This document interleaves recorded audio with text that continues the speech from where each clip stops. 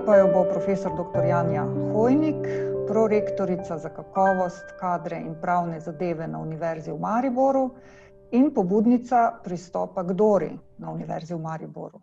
Je tudi udeleženka različnih dogodkov in projektov o vrednotenju raziskovalne dejavnosti, zlasti na področju prava. Prosim. Hvala lepa. Lep dober dan vsem in predvsem čestitke že vnaprej organizatorjem za organizacijo tega res zanimivega dogodka. Mislim, da je tematika, tako kot se spodobi za univerze, interdisciplinarna in da nas vse zanima, ne glede na to, ali smo iz naravoslovja, tehnike ali iz prava, kot rečeno. Poskušala bom nekako voziti med vprašanji, ki se postavljajo. Nekaj dobivam tudi na svojo elektronsko pošto, tako da bom poskušala tudi to upoštevati, nekako tudi oceniti, kateremu od sogovornikov vprašanja nasloviti, tako da me veseli ves ta odziv. Za uvod bi morda samo nekaj besed izpostavila kot neko iztočnico, kot je bilo že danes dopoldan in tudi po tem našem odmoru očitno, je jasno, da je svet znanstvenih objav danes hitro se spreminjajoč, predvsem lahko rečemo, da hitro raste, ne. Po nekaterih podatkih imamo vsakih 9 let dvakrat več objav, dvakratnik torej tega obsega znanstvenih objav, kar pomeni, da imajo uredniki in recenzenti na tem področju izjemno pomembno vlogo in da se moramo pogovarjati tako kot danes o standardih kakovosti. Bistveno pa je, da se to ne dogaja samo nekje za zaprtimi nacionalnimi mejami, ampak globalno, da tekmujemo globalno, institucije, raziskovalne organizacije, da velja, da tisti, ki so bolj raziskovalno uspešni, imajo večji ugled, da uspešneje pritegnejo študente, financerje, tudi kadre. Obenem smo pa priča novemu javnemu menedžmentu, v okviru katerega davkoplačevalci želijo vedeti, kaj za denar, ki se investira v znanost, dobijo. Kar pomeni, da se potem posamezni raziskovalci in raziskovalne organizacije skušamo prikazati kot raziskovalno uspešne. Tu so še lestvice razvrščanj, kot je bilo večkrat že danes izpostavljeno, in različna vprašanja, ali je res utemeljeno trditi, da so samo tiste, ki so med 20 ali 50, med 20.000 univerzami na svetu, take, ki si zaslužijo biti označene kot odlične. Nenazadnje imamo tu tudi vprašanje akademske svobode, kolikor vem, je pobuda plan S, načrt S še zmeraj pred nemškim ustavnim sodiščem, ravno zato, ker imajo po nemški ustavi akademsko svobodo oziroma avtonomijo, ne samo univerze, ampak tudi posamezniki, torej v obliki te akademske svobode. Tako da moja želja je, da na današnjem pogovoru nekaj od teh vprašanj naslovimo. Zato lepo pozdravljam poleg dr. Tomaža Boha in dr. Roberta Repnika, ki sta že spregovorila, tudi profesor dr. Jurija Jakliča, predsednika habilitacijske komisije Univerze v Ljubljani in profesorja na Ekonomski fakulteti Univerze v Ljubljani, ter tudi zelo aktivno raziskovalko in glasnico Dore v Sloveniji, doktorico Tejo Romih z Kemijskega inštituta in iz Mlade akademije. Pozdrav. Hvala lepa. Morda bi začela s vprašanji pri dr. Teji Romih, pa malo pustila še dr. Boha in dr. Repnika, ker sta imela ravno malo nazaj priliko, bi pričela z vprašanji za dr. Romihovo. Predvsem torej me zanima, če bi nam lahko v okviru Mlade akademije, kjer veliko govorite o Dori in mislim, da ste tudi priskrbeli prevod v slovenščino, če se ne motim, če bi lahko malo spregovorili, v čem vi vidite prednosti Dore, oziroma ali menite, da se da objektivno oceniti akademsko delo, ali pa drži, kar je izpostavil dr. Boh, da je to tako kot lepota.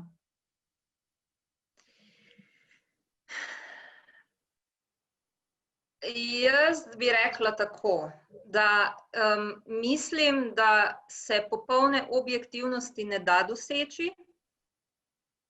Po drugi strani pa mislim, da tudi, da ni res, da je kvalitativno ocenjevanje nujno subjektivno. Tako da osebno verjamem, da je resnica nekje vmes. Zdaj, mogoče bi najprej povedala svoje tako osebno mnenje kot repliko dr. Repniku. Mislim, da bibliometrični kazalniki niso inherentno objektivno merilo. In zakaj tako mislim? V bistvu sem napisala kratek prispevek o tem na svojem osebnem blogu, na svoji osebni strani. Naslov je Zakaj imam težave z bibliometrijo. Vabim, da vse gledalce, da si ta prispevek preberejo. In sicer sem šla analizirati svoje lastne članke, kako so bili citirani.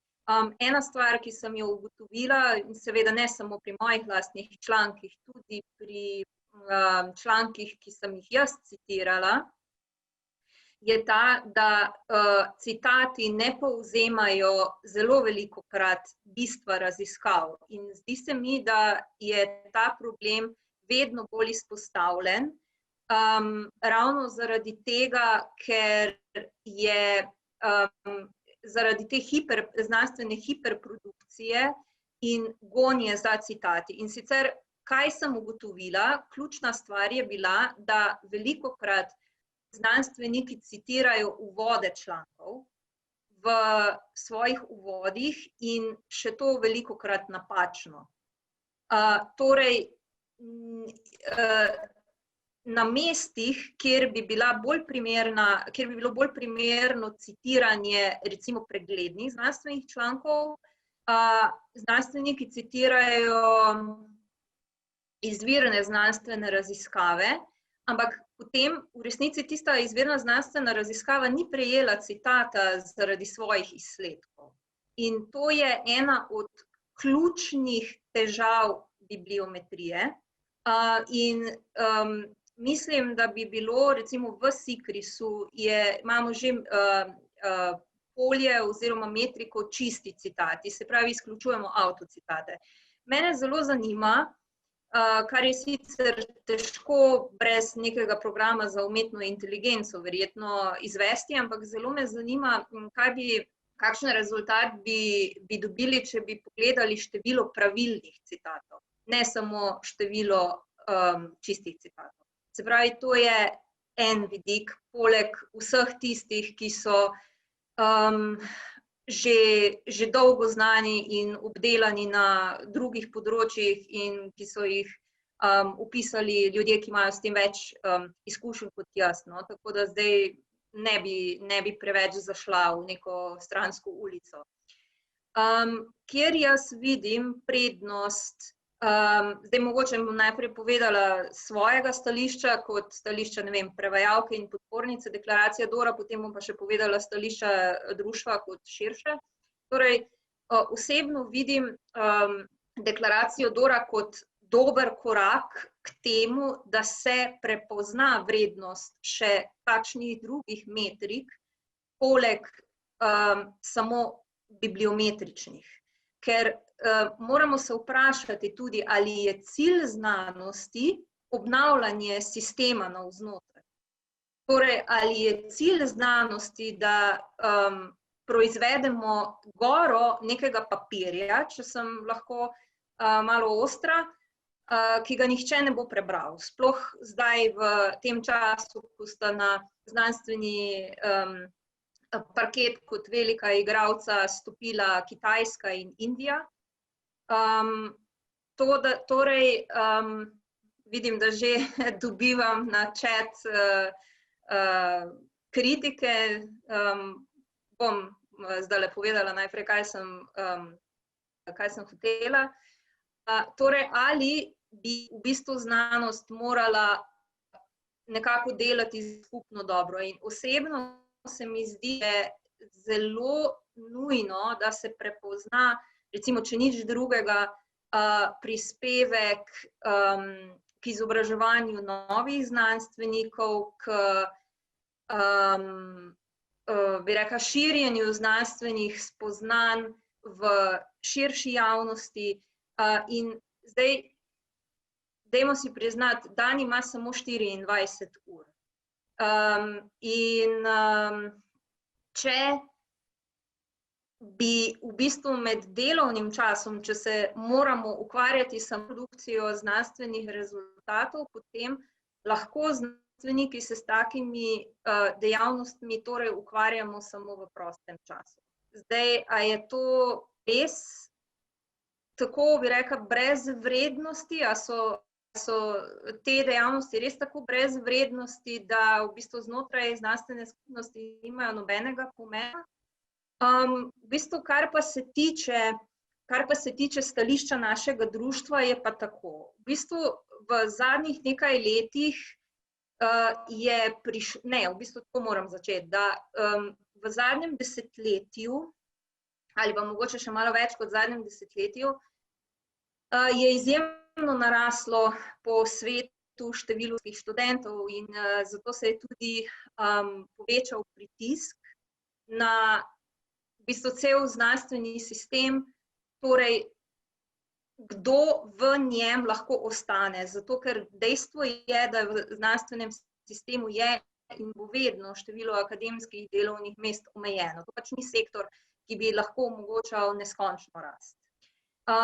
In zaradi tega so se, kar je seveda zopet logično, začeli kriteriji za vstop ali pa za obstanek v tem sistemu zaostrovati. In v zadnjih nekaj letih lahko vidimo ta pojav zelo jasno tudi v Sloveniji. Sicer so se ravno habilitacijska merila po različnih slovenskih raziskovalnih inštitucijah so se zaostrila. Seveda pa smo po tem novem sistemu ocenjevani samo mlajši, tisti, ki v sistem šele vstopamo. In dogaja se tudi, kar je, bi rekla, nekakšna javna skrivnost, da marsikdo, ki je dosegel nek naziv po starem sistemu, po novem sistemu ne bi več zadoščal kriterijem. In iz tega izhaja tudi nek lahko, ni nujno, medgeneracijski konflikt. In v bistvu zdi se mi dobro, poleg torej vsega, kar je bilo že danes tekom tega programa povedano, da se v bistvu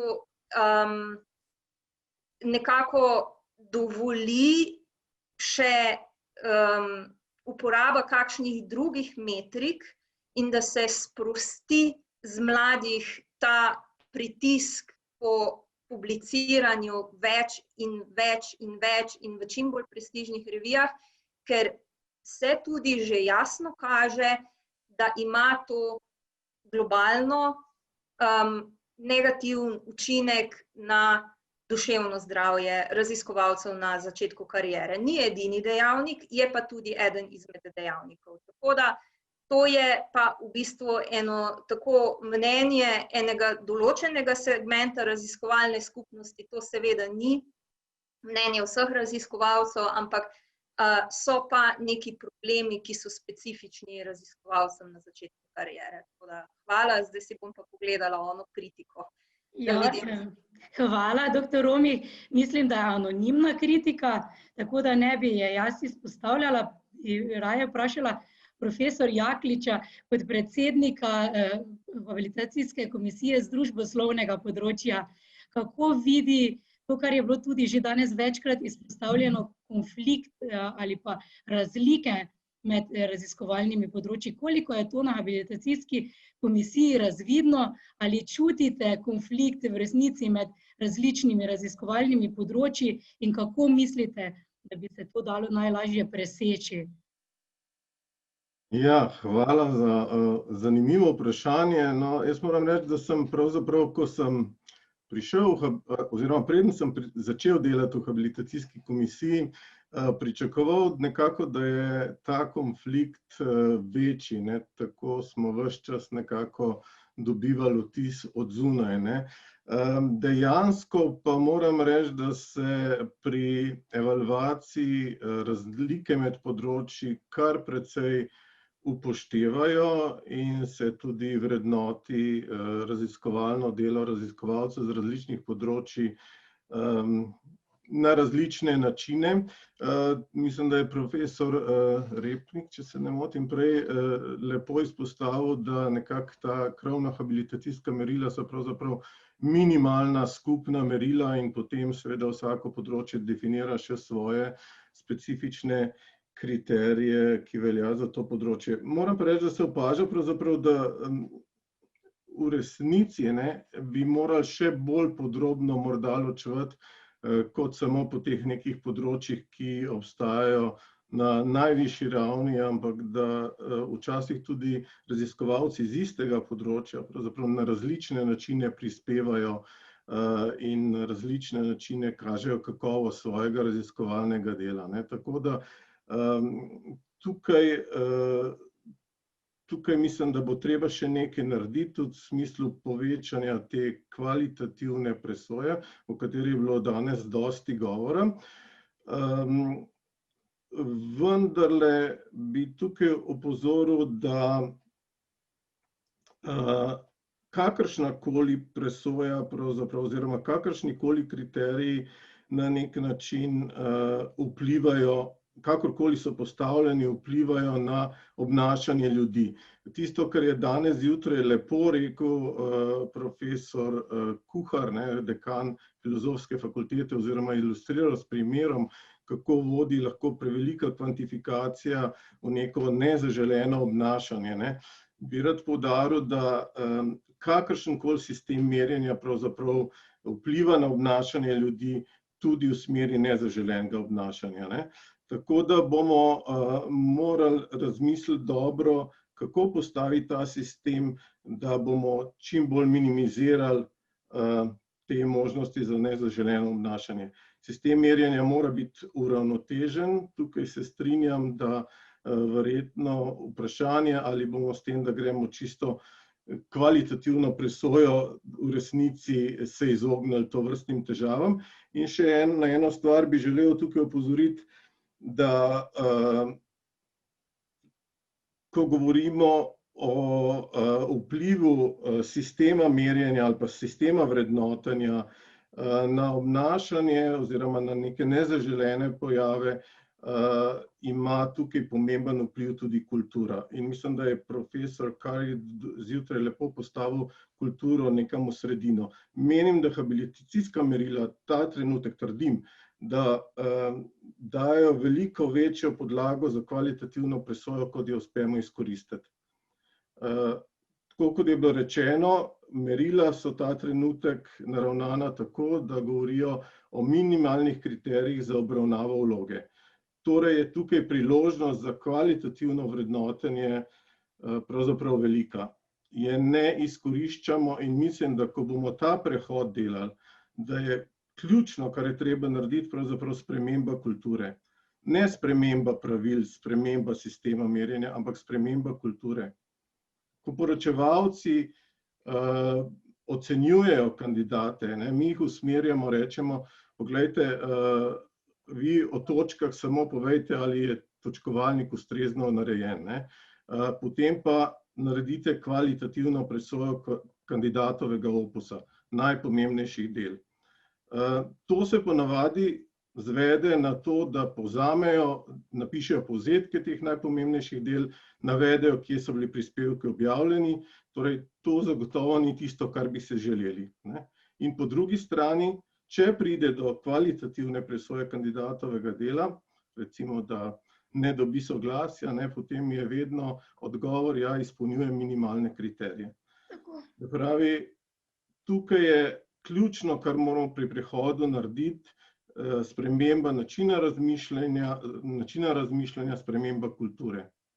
Sicer ne bomo naredili nič. Tako da v neki meri se z direktorjem ARRS-ja strinjam, da samo nek nedomišljen prehod, seveda ne bo dal dobrih rezultatov. Zavedati se je treba, da ko govorimo, če glavni cilj, recimo vpliv raziskovanja na družbo, na blaginjo in tako naprej, da moramo vedeti, kako bomo to merili, ker dajmo si natočiti čistega vina, direktno se tega v večini primerov ne da meriti.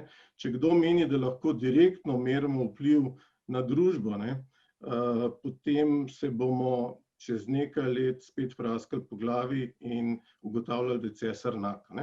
Metrike so vedno tukaj posredne, indirektne, kar pomeni, da je treba zelo transparentno povedati, zakaj z neko metriko lahko merimo ali pa vplivamo na doseganje teh ciljev.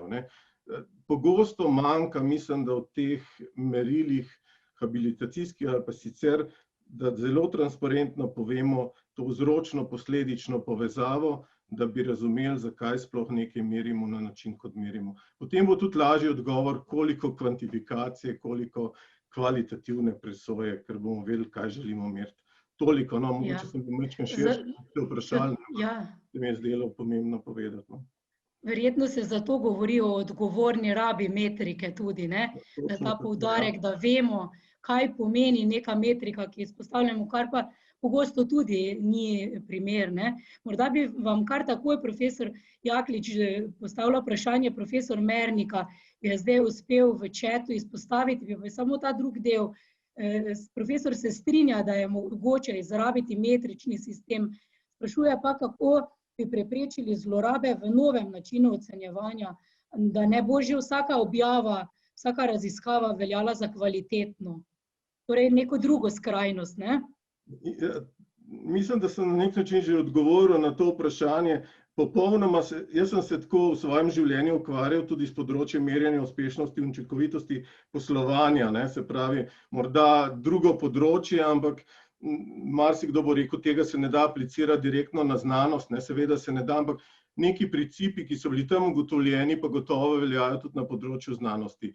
Vsak sistem merjenja se da zlorabiti, se da bo vodil v neki nezaželeno obnašanje in tako naprej.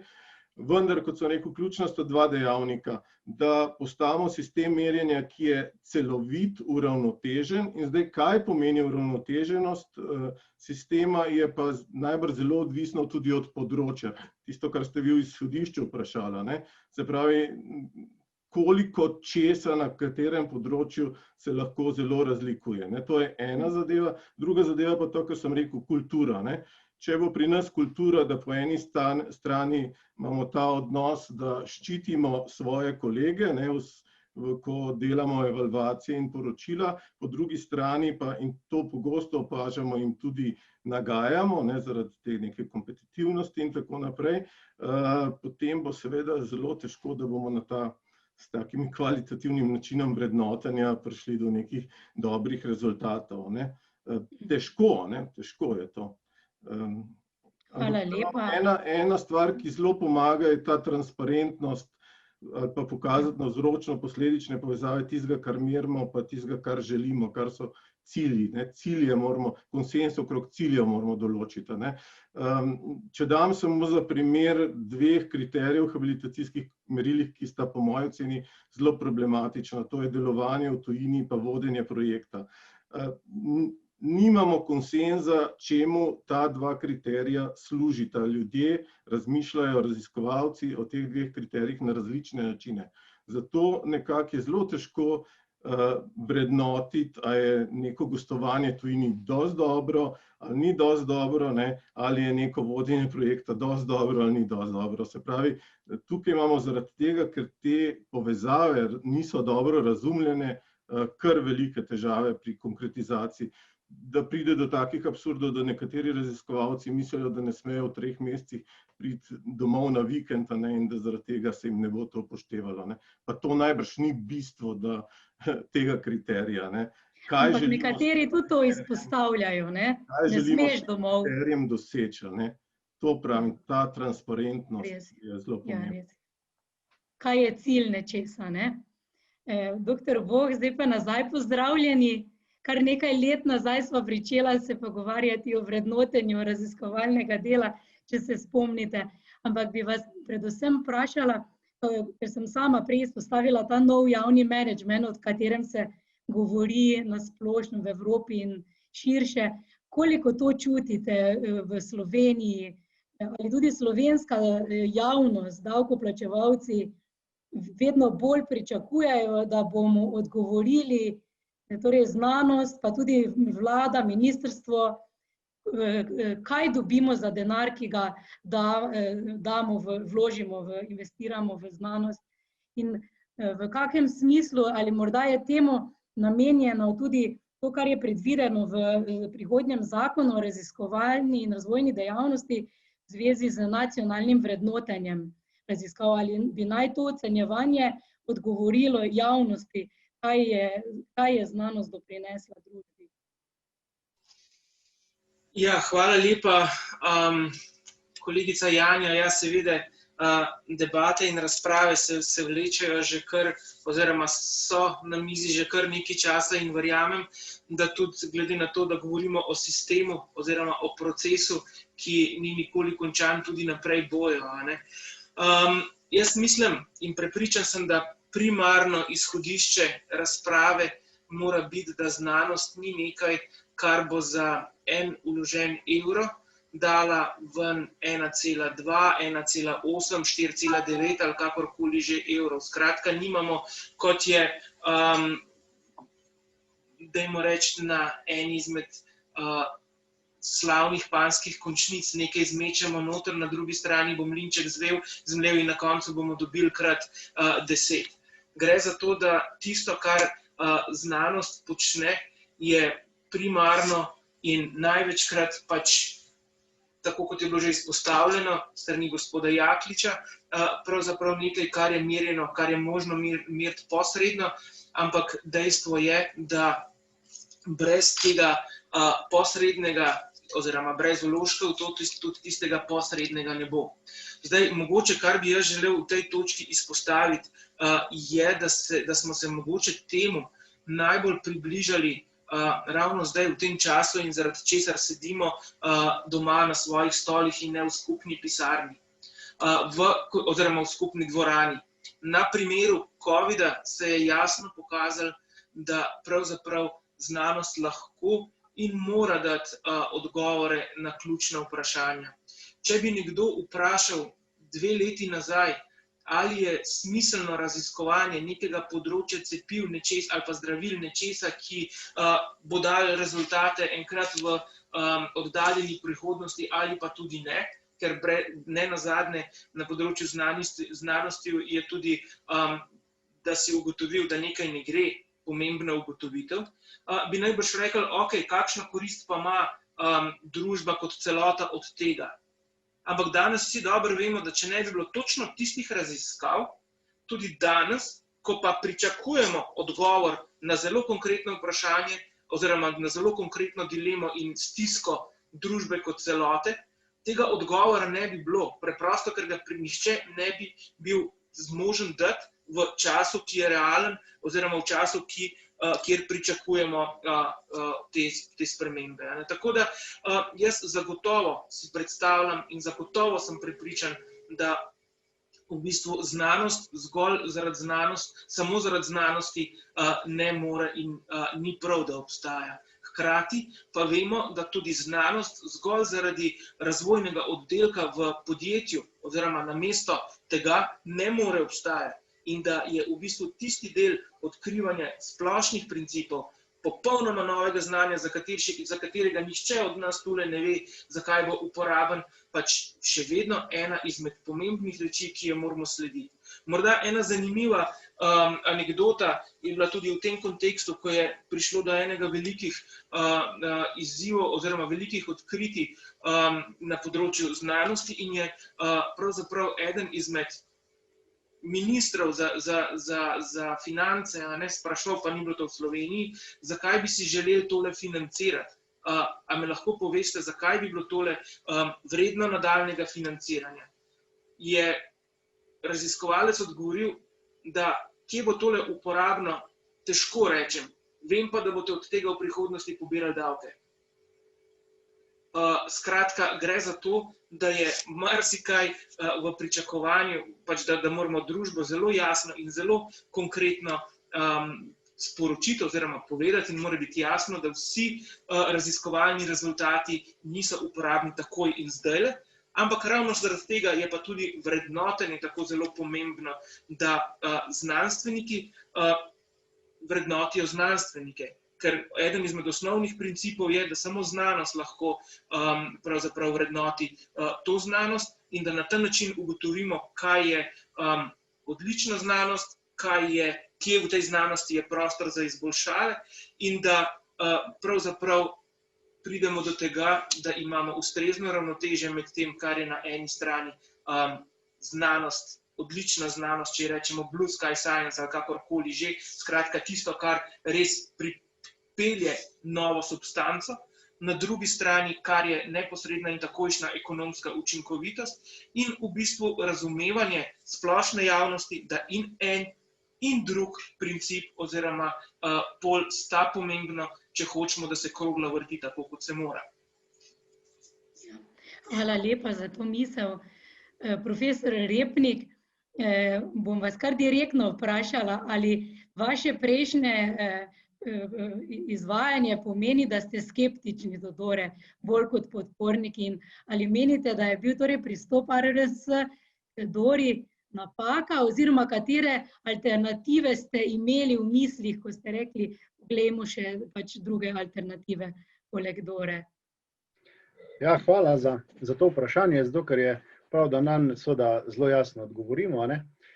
Nisem ne direktni podpornik, pa ne skeptik, ampak tipično znanstveno pristopam, naj se s časoma pokažejo vsi plusi, vsi minusi, pa dajmo pretehtati, pa bomo videli, kaj je najboljše. Sem zelo konzervativen, kar se tiče na vrat na nos skočiti v nekaj nedorečenega, ne. Naj se voda v bazenu, v katerega skačemo, zbistri, v kalno vodo nikoli ne veš, kako bi skočil, še najmanj pa na glavo, ne. Tako da tukaj v vsakem primeru, mislim, da sem v svojem govoru dvakrat najmanj poudaril, kako pomembno se mi zdi, da potekajo posveti na to temo in da če si hočemo res zbistriti pro pa kontra, ne, torej pluse pa minuse, bi mogoče bilo potrebno slišati še pa kakšno mnenje kakšnega skeptika, pa ne iz razloga, da bi potem zaradi tega morda ne šli v neke spremembe, ampak zaradi tega, da v te spremembe gremo previdno, da se izognemo morebitnim pastem, ki jih seveda si ne želimo. Majhen sistem smo, ne? Po eni strani smo majhen sistem, a hkrati globalno vpet in tukaj je zelo po mojem pomembna odločitev, kaj si kot Slovenija želimo, ne? Ali bomo mi tisti, ki bomo spredaj kot pionir in si pri tem morda polomili vse zobe, ali bomo zelo konzervativni in v zadnjih vrstah capljali, pa ko bojo že vse drugi se adaptirali na nekaj novega, bomo mi 10 let za njimi, a ne, to so vprašanja, na katera ta trenutek nimamo odgovora.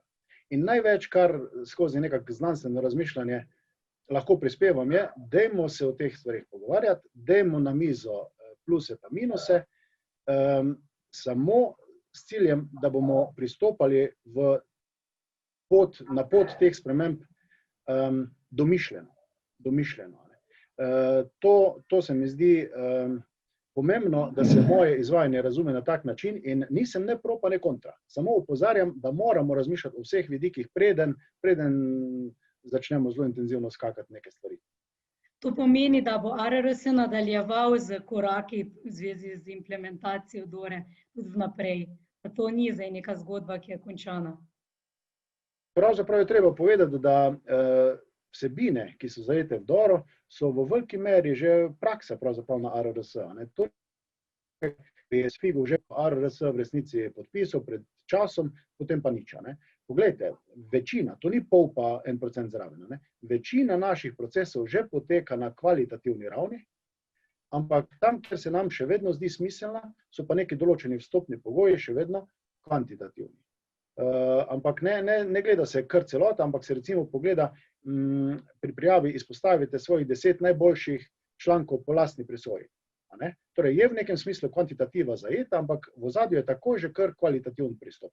Tako da tukaj, kdor dobro pozna pač procese pa prijavne omejitve, ne, na projektih in programih ARRS, ve, da že zdaj v veliki večini potekajo procesi skozi neko kvalitativno obravnavo. Tako da DORA ja ali pa ne, formalno, neformalno implementirana, v procesih je zajeta. Ja. Je pa bilo dopoldan, ne vem, če ste bili prisotni, izpostavljeno, da se zunaj, torej mednarodni skupnosti financerji sedaj koordinirano povezujejo v smislu, da bi zahtevali od prijaviteljev izpolnjevanje pogojev ali pa načel iz DORE. Torej to bo potem potrebno, dejansko bomo prisiljeni tudi na ta način slediti, ker torej z neke univerze ali pa iz inštituta raziskovalnega se sploh ne bi mogel prijaviti za prejem finančnih sredstev, če ne bo institucija, vsaj formalno, ker je profesor Curry povedal, da nimajo policije, da je lahko samo policija nadziranje tega izvrševanja. Tako da vsaj ta formalno, deklaratorno bomo zgleda slej ko prej vsi raziskovalci v Sloveniji potrebovali, da bomo se sploh lahko prijavljali na mednarodne razpise. Ja, doktor Boh? Ja, hvala lepa. Spoštovanje, jaz mislim, da je ravno to, kar ste zdaj na koncu omenili, ena izmed izjemno pomembnih reči. In močno upam, da bo poleg formalnega izpolnjevanja neke kljukice, ki jo bo treba nekam dati, pravzaprav pomenila pristop oziroma pomenilo sodelovanje v nekih finančnih inštrumentih, ki bojo oziroma v nekem krogu tudi zares pač zavestno sodelovanje pri procesih, ki so, in ne zgolj s figo v žepu in pod mizo, da zaradi tega, da pristopim oziroma da sem lahko del nekega procesa. Jaz bi poudaril še eno reč. Slovenska agencija za raziskovalno dejavnost, slovenske raziskovalne organizacije in nenazadnje tudi ministrstva, ki pokrivamo to področje, smo del evropskega raziskovalnega prostora. Ravno v zdajšnjem času se pač potekajo zelo intenzivni procesi spreminjanja oziroma prilagajanja za naslednje obdobje evropskega raziskovalnega procesa oziroma prostora. V času slovenskega predsedovanja bo ključno odprto vprašanje upravljanja tega prostora. In v bistvu zdaj, če pogledamo, da slovenski raziskovalci ne živite v balončku, čeprav je to v zadnjem obdobju zelo, kako ne rečem, prikladen izraz v nekem drugem kontekstu, ampak vendar ste del prostora. In v bistvu za kandidirati na EU projekte, za kandidiranje v mednarodnem prostoru, bo pač nekatere principe in nekatere smeri, ki so dogovorjene na ravni EU, potrebno spoštovati. In zdaj jaz pravzaprav moram reči, da ne vidim, kako bi bilo mogoče, da boste slovenski raziskovalci neke principe spoštovali v primeru, ko se prijavljate na EU projekte in hkrati v celoti pozabili na njih oziroma dali že figo v žep in jo pravzaprav skrili pod mizo, ko boste kandidirali za nacionalne projekte. Govorimo o enotnem prostoru, kjer te distinkcije po mojem prepričanju ne sme biti. In v bistvu z tega vidika še enkrat poudarjeno, kar mislim, da je bila že tudi ena izmed poudarkov v debati predtem, brez dvoma bibliometrika in brez dvoma kvantitativni kazalci so nekaj, kar je pomembnega in kar brez dvoma se kar naenkrat ne bo razblinilo, in je pomembno upoštevati tudi naprej. Ampak, da moramo biti zelo pozorni, čemu je to namenjeno. Ali je namenjeno vrednotenju posameznika, ali je namenjeno vrednotenju in merjenju odmevnosti, morda v bistvu v širšem agregiranem smislu merjenju performansa, če rečem s to grdo besedo, institucije, ne pa posameznika. In v bistvu tu moramo biti tudi v prihodnje izjemno previdni, da in konec koncev slediti in sooblikovati tisto, kar nastaja tudi na EU ravni, ker ni razloga, da bi bilo doma drugače, kot je v delu, ki ga soustvarjamo v kontekstu evropskega raziskovalnega prostora. Ja. Se strinjam, hvala lepa. Doktor Romih bi vprašala to, kar je tukaj vzpostavljeno v chatu, ker se najbolj spoznate na druge kriterije, mislim. Kateri mislite, da od teh kriterijev altmetrike bi bili najboljše nadomestilo za obstoječe kriterije? In pa hkrati bi vas tudi vprašala, kaj je za vas trenutno v sedanjem sistemu tisto, kar je najbolj moteče za raziskovalce? No, hvala. Zdaj jaz bom poskušala to vse skupaj nekako v nek koherenten odgovor strniti in hkrati sem še vmes. Hkrati z odgovorom gospodu, zdaj sem videla dr. Francu Maliju iz Fakultete za družbene vede UL,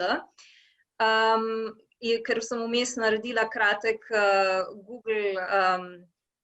Google poizvedbo in bi želela odgovoriti na vse tole.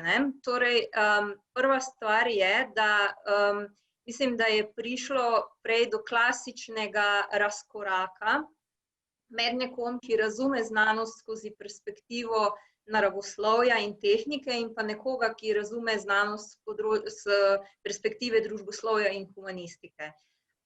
Mislim, da je, če dr. Mali tudi pogleda ta moj članek, ki sem ga prej omenila, da bo videl, da je bistvena razlika v diskurzu na teh dveh področjih. Mislim, da je to prava beseda. Mi je v naravoslovju ne uporabljamo tako pogosto, tako da upam, da sem se pravilno izrazila. V glavnem, nismo v naravoslovju in tehniki tako zelo, bi rekla, se ne osredotočamo tako zelo na to, komu neke določene ideje pripisujemo, kot se mogoče v družboslovju in humanistiki. In zato mogoče na področju družboslovja in humanistike ne prihaja v takšni meri do problema napačnih citatov, kot sem ga prej izpostavila. In mogoče pač ta moj argument za celotno področje, iz katerega dr. Mali izhaja, ni veljaven. Tega zdaj ne morem v tem trenutku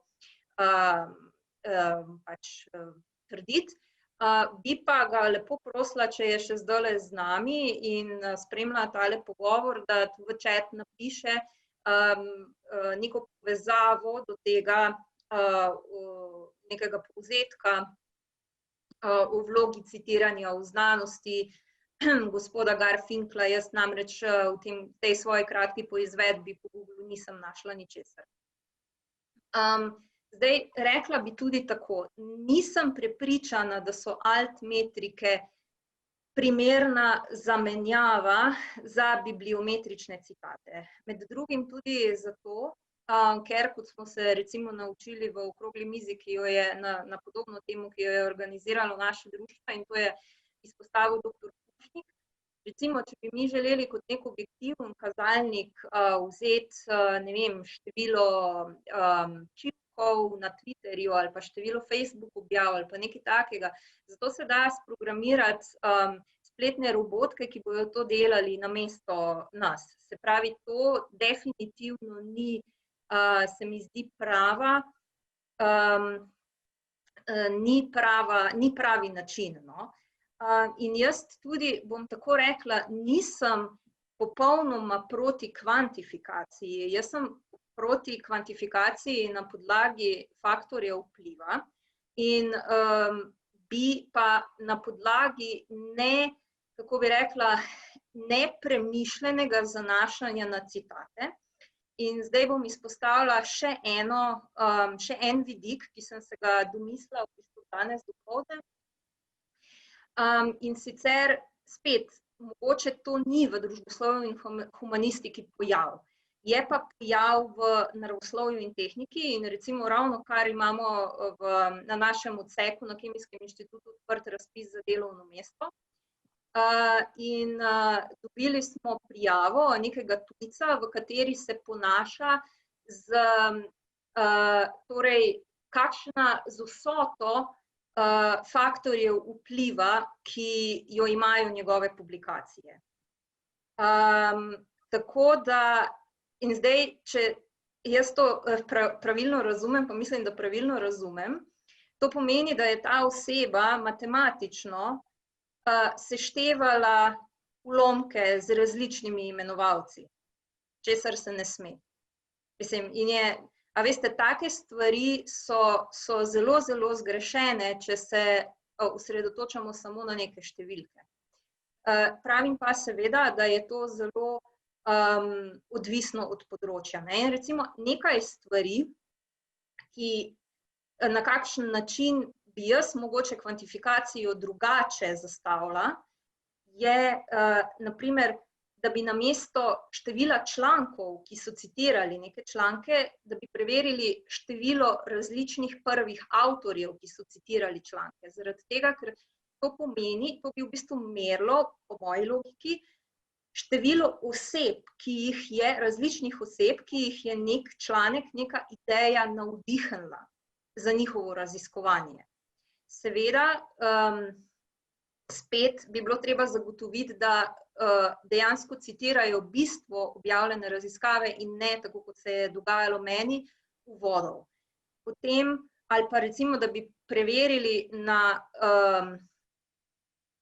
koliko različnih področij je neka raziskava vplivala. Se pravi, ne vem, jaz prihajam iz področja analizne kemije, a so moji članki vplivali na kemijo materialov, a so moji članki vplivali na okolje, na toksikologijo, recimo take stvari. Če jaz razvijem neko analizno metodo, na koliko različnih znanstvenih področjih so potem raziskovalci to metodo uporabili, recimo take stvari. Potem ena stvar, ki se mi tudi zdi smiselna, pač z mojega področja, bi bilo treba pogledati, koliko časa po objavi se članki še vedno citirajo. In to je recimo zelo tipično spet v naravoslovju, da kadar se objavi neka metoda, ki ima velik vpliv potem v raziskovalni skupnosti in postane standardizirana, lahko tak članek dobiva citate še po 10, 20, 30, 50 letih. In jaz mislim, da tak članek definitivno lahko štejemo kot nekaj, kar je spremenilo družbo, spremenilo znanost. Ne vem, zdaj, jaz imam v glavi naprimer neko metodo za merjenje koncentracije proteinov, ki se uporablja v kitih, ki se jih da kupiti, ampak recimo mogoče bolj tak recenten primer je pa metoda CRISPR, naprimer, zelo znana, zelo vplivna. Potem bilo bi treba tudi pogledati, kar bi mogoče bilo še bolj celo primerno za družboslovje in humanistiko, na katerih področjih izven znanosti oziroma ožjega raziskovalnega področja se članki citirajo, a se citirajo v visokošolskih učbenikih, v srednješolskih učbenikih, v knjigah, v policy dokumentih, take stvari. In torej, ja, da se razumemo, pač jaz nisem proti kvantifikaciji in za subjektivnost. Osebno bi želela pač, da pridemo do razmisleka, kaj te metrike, ki jih uporabljamo, merimo.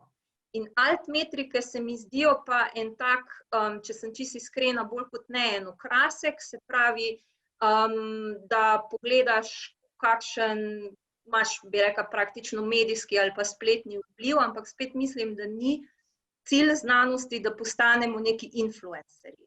Ja. Doktor Romihova, jaz bi samo pojasnila, da smo razčistili, da je profesor Mali mislil Eugena Garfielda. Ja, vidim. Tiste ideje, za kar mi dovolite komentar, mislim, da so bile čisto dobre na začetku, ampak ko postane za znanstveni svet samo eno merilo, se potem raziskovalni prostor točno temu merilu na nek način prilagodi in mislim, da ti druge oblike metrike so pa potem namenjene temu, kot je razumeti tudi preko Dore, da malo zmedejo, torej tole, da če pa je več kazalcev, se težje zdaj vsem prilagajaš. Tako da mislim, da se na ta način. Ker imamo samo še 5 minut, Zdaj malo pohitela, bi še profesor Jakliča prosila kot ekonomista, mogoče malo za pogled, kako gledate na to globalno tekmo, ki se danes dogaja med univerzami, ko gre za kupovanje raziskovalcev, na nek način podobno, kot se kupujejo nogometni igralci, pa vendar ni potrebno raziskovalcu, da sploh pride na tisto univerzo, ne? Kako gledate tudi na mednarodne lestvice razvrščanja univerz? Ja, veste, jaz pa nisem ekonomista, ne? Delam sicer na ekonomski fakulteti, ampak moje ozadje je nekoliko drugačno, ne? Se ukvarjam s poslovno informatiko, bolj s temi poslovnimi vedami. Če dovolite, bi se jaz odzval na tole zdajle diskusijo glede teh metrik pa tega, ne?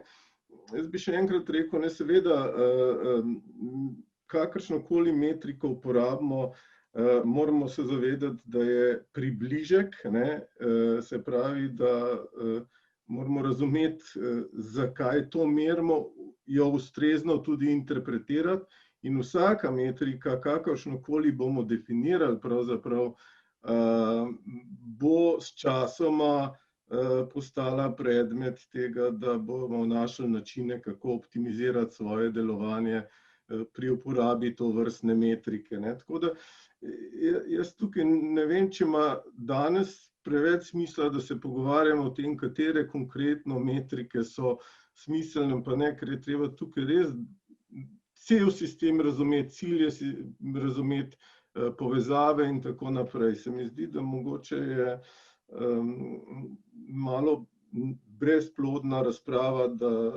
da se pogovarjamo, a je ta metrika prava. Ta trenutek mogoče je, za ta namen je, za nek drug namen pa ni, ne.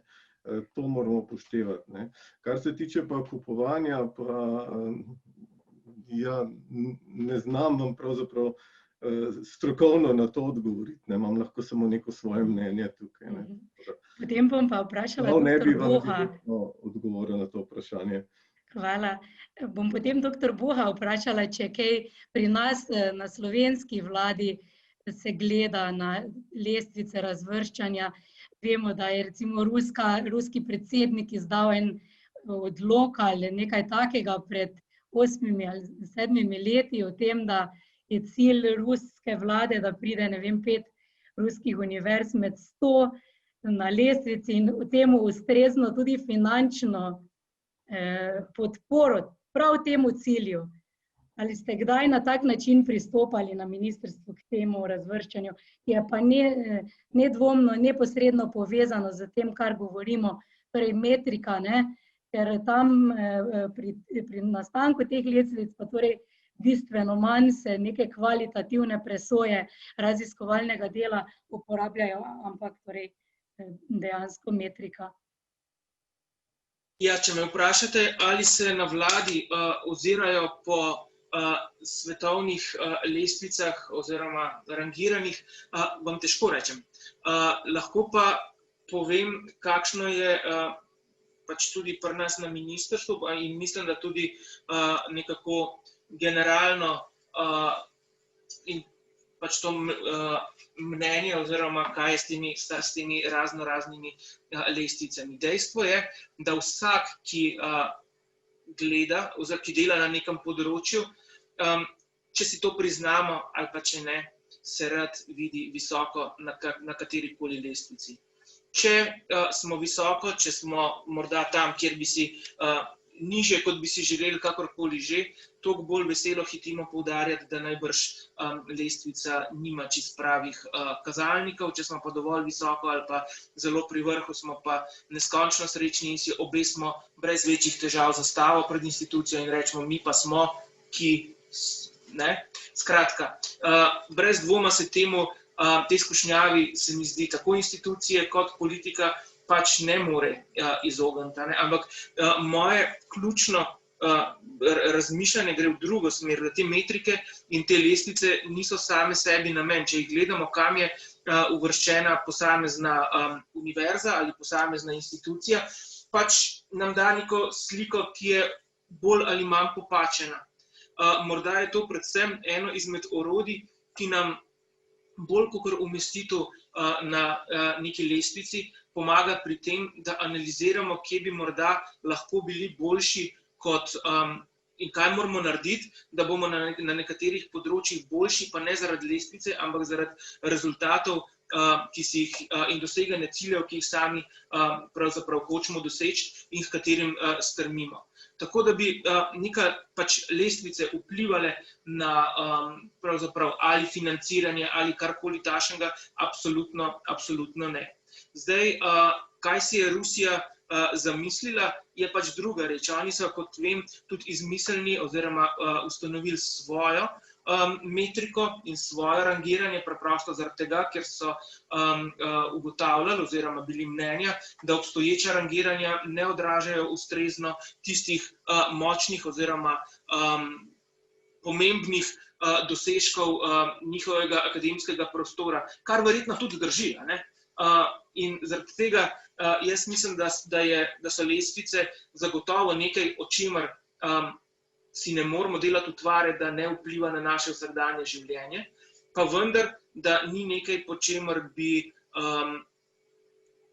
da bi bil to ključen dejavnik za neke politike oziroma za strategije, da bi si želeli, da bi ključno se potem usmerjali. Je pa še nekaj drugega pomembno.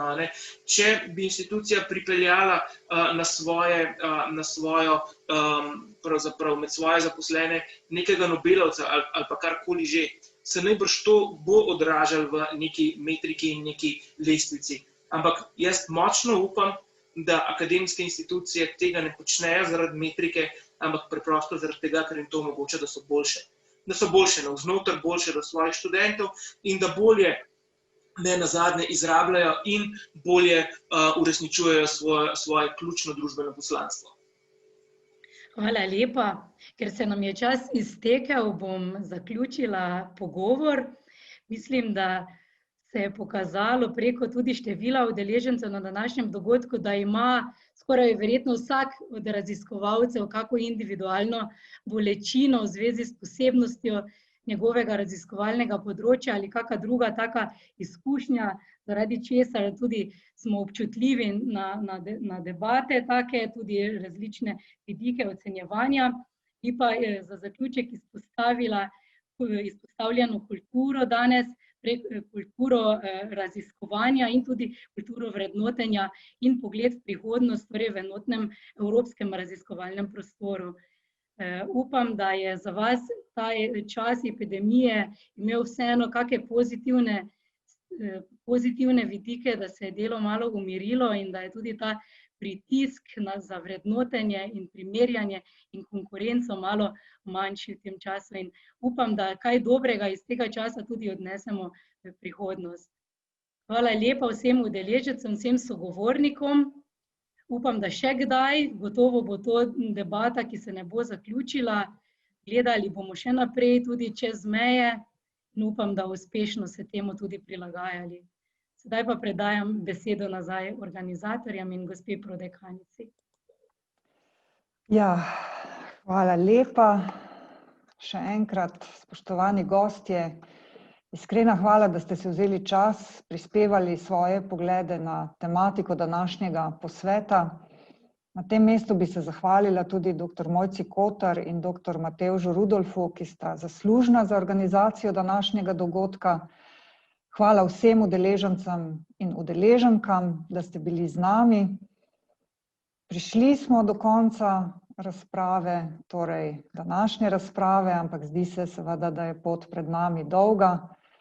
Odprli smo več vprašanj, kot smo našli odgovorov, ampak če ne sprašuješ, seveda tudi do odgovorov ne moreš priti.